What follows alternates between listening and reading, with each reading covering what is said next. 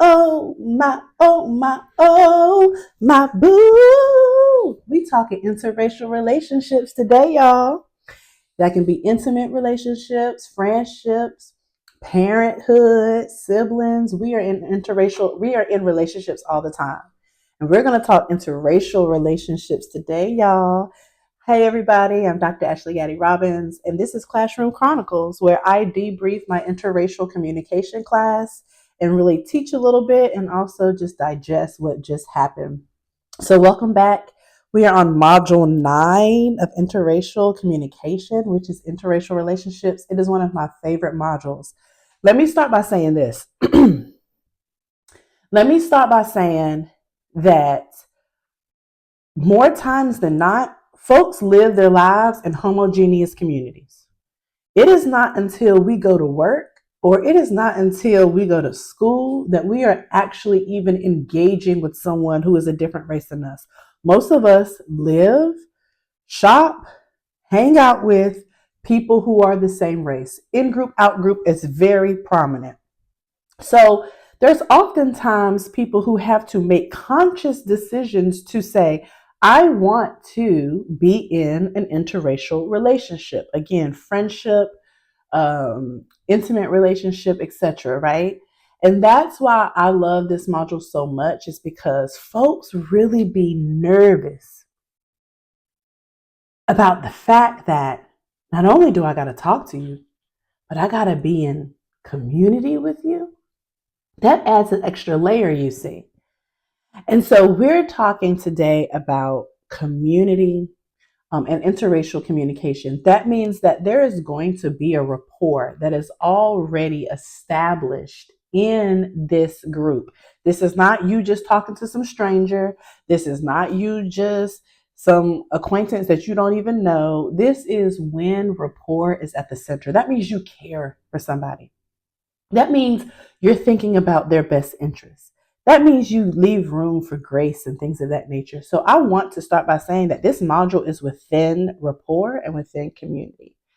And it is one of my favorite modules because I bring in guests who are in actual interracial relationships to speak to the students about the really dilly of how this actually goes down. We can read textbooks all day. Y'all already saw we don't went over all the theories. But what does this mean in real life? What does this mean when I got a boo who a different race than me and some race stuff pop off? Okay, I need to know that part. So I had my friends come in. They've been married for 7 years. They've been together for 12 years. She's a Black woman. He's a white man. And they're also parents. And so they have two biracial children. And they came in to talk to my students. And it's a conversation, right? And so I know them. We have a rapport. And so, like, we can talk about some real things and we can laugh and we can joke. And that also shows the students, like, we can be a different race and, like, get along. We can, like, be a different race and this goes well. You feel me? And that sets a really good example, especially for the people who are nervous. So they talked about how they were met. They were friends first, and then they realized, oh, wait a second, like I might be liking you. But the reality is, they are a different race. And so the question that I asked them is like, y'all saw it, y'all know it. When did that conversation happen? And how did it happen? And you know where they started? Parents. Because let's break down a couple of things about relationships and interracial relationships, especially around Blackness, right? Is that y'all ever had y'all parent? It's usually probably a mama or a mama figure, and they like, I don't look, you can bring home this person, or they might say, I don't care who you bring home, or they might say, you can bring home anybody as long as they not Black.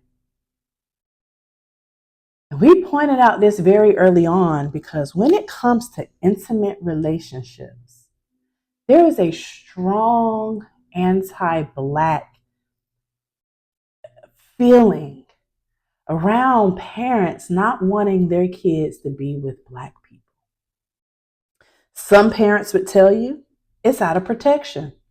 I want to make sure that my kid is protected. I want to make sure that my kid is safe. There's so much happening around the world with Black people. I don't want my child to be, impacted by that. Some people also say, look, to be very clear, I don't want mixed race kids with Black people, and I don't want you to be with a Black person. Some parents are very clear, right?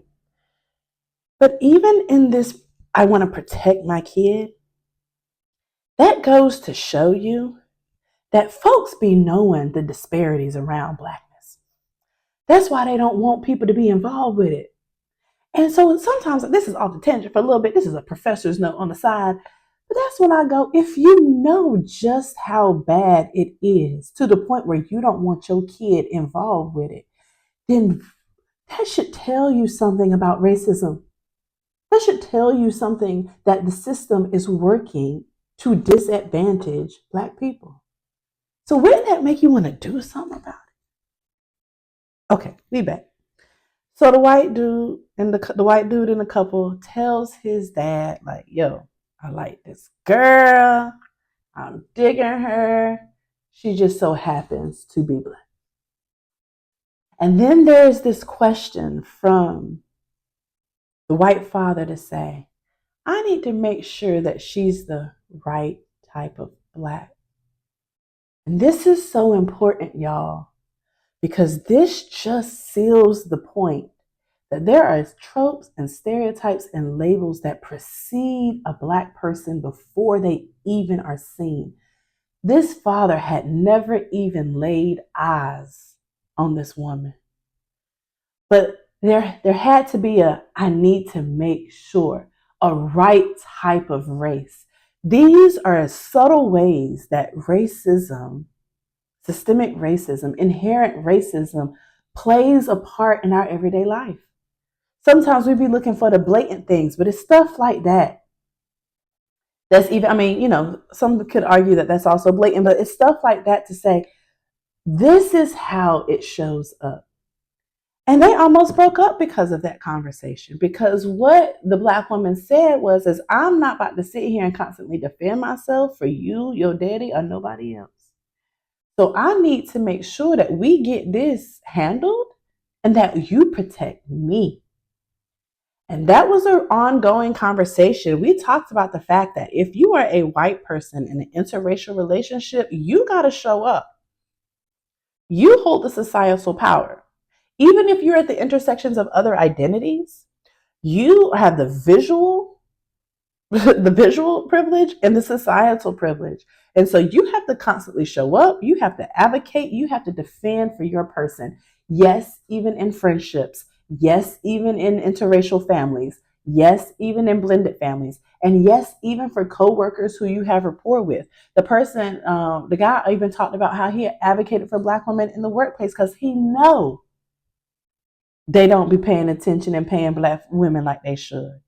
And so this, you're going to have to take the step. You're going to have to risk it to love and to like people who are a different race than you.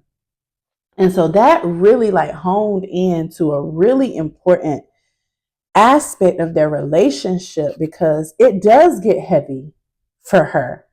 And there are times where she has to check him, because race is all around us. And even though I like you and even though I love you, race is going to do its job. Now, I was so thankful to hear that they don't really get a whole lot of slurs. They do get some looks still. They don't get a whole lot of slurs from family and friends. But it did have to be look, the Black lady was like, look, before I bring you in front of my family, let me tell you the lowdown. Okay. Let me tell you the landscape. Ain't that real? I need you to know my Black mama, she got sisters. I got cousins. They all Black and they people all Black. So when I bring this white dude in, I need you to know what you're walking into. And the same thing the other way. Ma, I'm bringing in this white dude. I just needed you to be mindful that he is also white or a different race or whatever the race is, right? Quite honestly, research says that the highest interracial couples are not even black and white.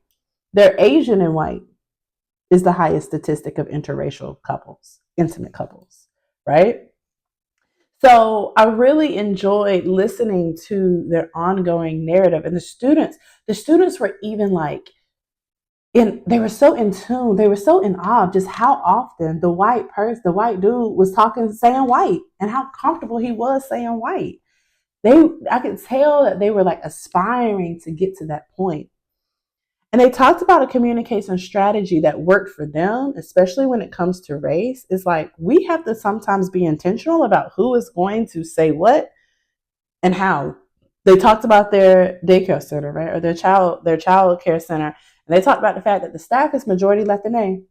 And so, what does that mean for me as a black woman to show up? What does that mean for you as the white father to show up? And sometimes, when the communication is email, when it's kind of got a little oomph to it, sometimes they perceive it's the white daddy, because they see him as this kind of executor and this strong figure, because that's how we've been perceived to see white people. And so it was just astonishing, their communication strategies, and like having to plan and having to think about who's going to say what when it comes to our children. But even with them too, when it's just them, they're like, we got to carve out time, bro. We got to carve out time where we can be intentional. And oftentimes that's at night when the kids already sleep. And then we ended with their children, biracial children, lighter skinned biracial children. And mind you, the black woman in the scenario is a darker skinned woman, and both of her children are very light, and both of her children are different types of lightness from each other. She talked about the fact that if I'm out with my kids by myself, people are not going to first think that I'm their mom. To the point where at 2 years old, her son can say her name, and she carries birth certificates, documents with her so that there can always be proof.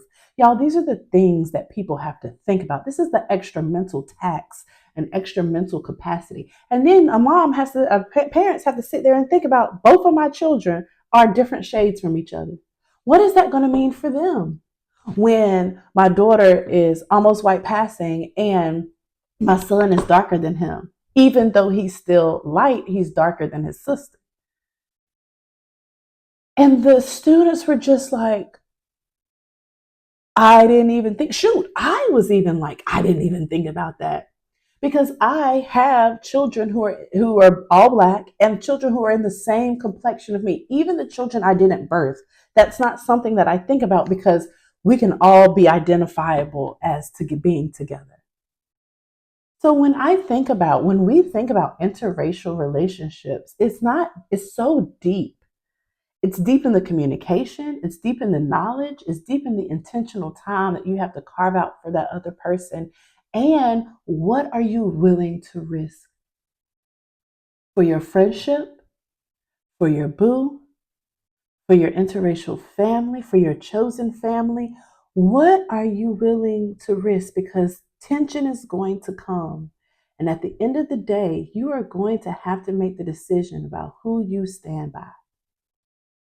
And that's how we left them. You choose your happiness, but understand that your happiness is going to come with some work, because we are in a racialized world and we are all racialized bodies.